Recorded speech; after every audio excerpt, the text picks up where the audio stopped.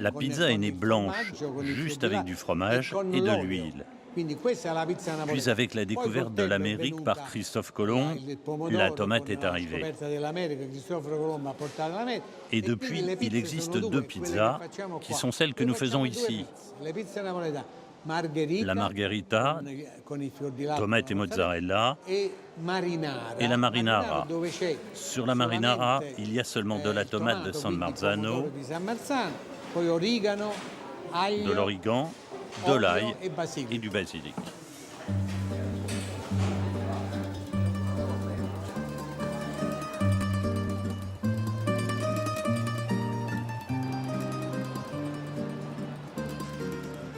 Il existe en fait bien d'autres manières de faire la pizza à Naples.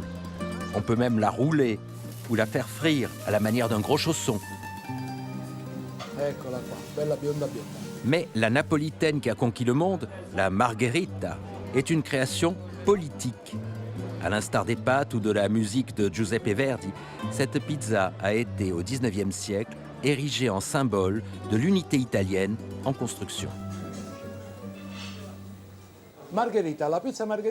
La pizza margherita se nomme ainsi du nom de Marguerite de Savoie, qui était l'épouse d'Umberto Ier.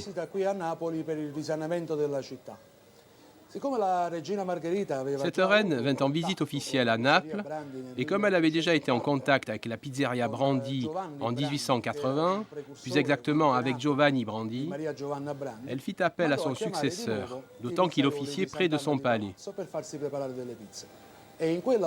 À cette occasion, celui-ci prépara une pizza aux couleurs du drapeau italien, avec le rouge de la tomate, le blanc de la mozzarella et le vert du basilic. La reine en fut très touchée et elle demanda au pizzaiolo « Mais comment donc s'appelle cette pizza ?» Et le pizzaiolo, en bon napolitain, lui répondit « Avec votre permission, la marguerite ». La pizza comme marqueur de l'identité italienne, voilà qui convient bien à une ville qui se souvient d'avoir été la brillante capitale du royaume des deux Siciles. Sauf qu'au début du XXe siècle, le Mezzogiorno, le midi de l'Italie, est frappé par une grave crise économique et agricole. Beaucoup d'habitants de la région sont contraints à l'exil. Ils emmènent avec eux leur chère pizza qui prend les chemins du monde comme si elle n'attendait que ça.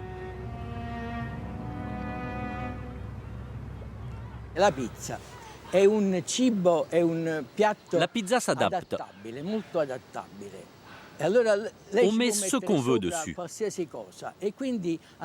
Et c'est comme ça que chaque pays se l'approprie.